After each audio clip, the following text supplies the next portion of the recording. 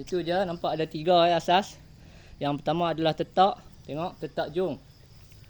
Ni tetak jung. Tengok dia jadi macam ni. Nampak tangan saya macam apa? Macam Z lah. Dia ada T junction. Macam tu.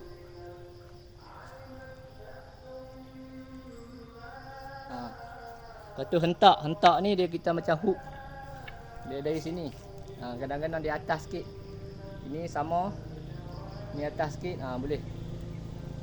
Hentak jung. Ni asal gomoy. Hentak jung.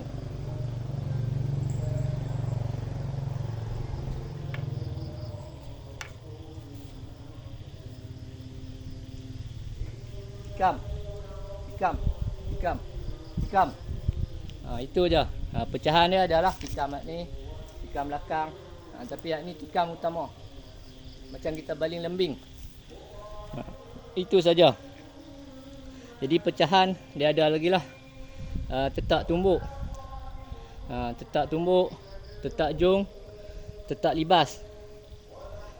Tetak libas bagi pegang menyimpan adalah siku libas lah, siku libas. Kemudian tetak hiris. Contoh tetak tumbuk, dia banyak main siku. Ini pecahan. Contoh.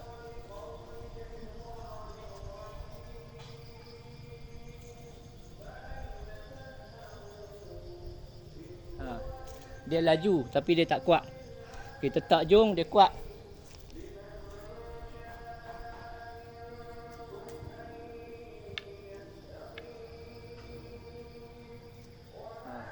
Dia macam kita sepak oh.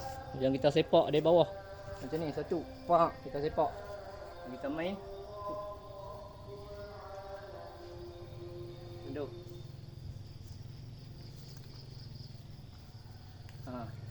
Itu tetak jung. Itu saja. Beza dia dengan tetak libas. Tetak libas dia rapat macam ni. Kalau parang tu agak panjang dia tak rapat, dia ada selang, ada sikit macam tu. Kalau parang pendek biasa kita rapat lah macam tu.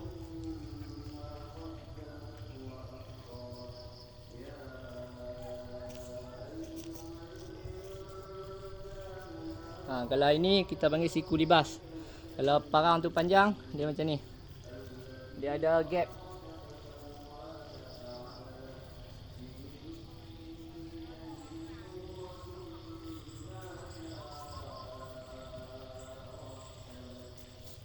Itu siku libas. Siku libas biasa senjata tu agak pendek sikit lah. Biasa orang kata lading tu lading yang agak-agak sedap-sedap. Kalau senjata tu agak panjang, siku libas dia jadi ada jarak. Itu beza dia.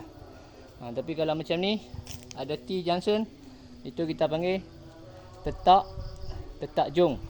Jung tetak. Kalau ini tetak libas ataupun siku libas, tetak jung. Siku libas ataupun tetak libas, tetak jung. Okey, boleh faham? 3 tengok kita buat.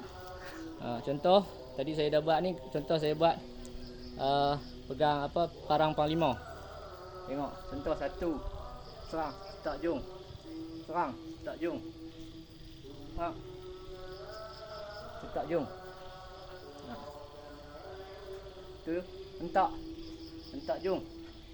Hentak jung. Hentak jung.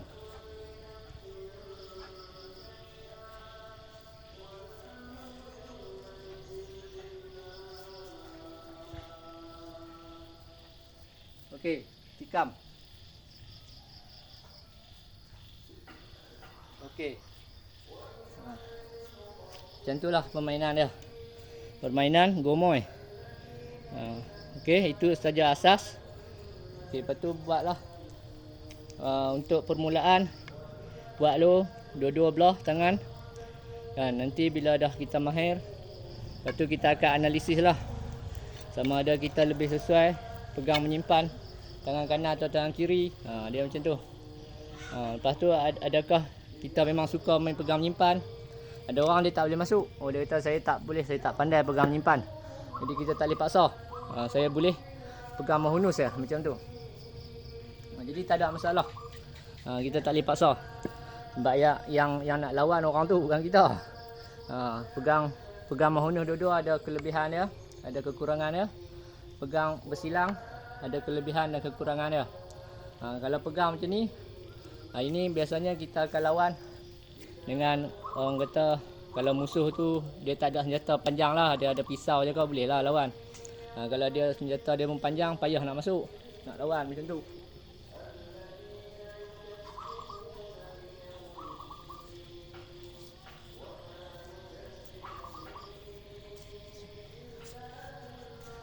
Tu amuk pendekar. Amuk pendekar biasa guna kat orang yang sempit, tempat gelap ke, dia nak laju dalam rumah, gitulah. Jadi setiap sesuatu tu dia adalah kegunaan dia. Dia macam tu. Dia bukanlah semua benda kita boleh banding-bandingkan. Ada orang suka duk banding-bandingkan. Dia kata kalau tombak lawan dengan parang panglima siapa menang? Aduh, payahlah nak sebut, tengok tempat. Dia macam tu, tengok tempat. Ada masa kita pakai tombak, ada masa kita pakai pedang dan perisai, ada masa kita pakai pedang berpasangan. Tengok tempat. Saya bukanlah tak suka soalan tu, tapi susah nak bagi orang faham bahawa setiap sesuatu tu dia ada kelebihan dan kekurangan. Apa yang kita belajar ni, dia menyebabkan kita ada kemahiran lah. Kita ada kemahiran untuk menyerap ilmu-ilmu lain dengan mudah. Bukan mahir ilmu lain dengan mudah, tapi menyerap ilmu lain dengan mudah lah. Bila kita pernah main, lama-lama kita nak pegang pedang pun mudah, kita nak pegang pisau pun okey, kita nak pegang tombak pun boleh. Tapi kita hanya asas kita parang macam tu. Jadi insya-Allah itu saja. Wallahualam, kadang-kadang saya cakap ikut keluar ni. Apa yang saya teringat orang duk tanya-tanya kan. Wallahualam. Assalamualaikum. Nanti kita sambung pecahan ya.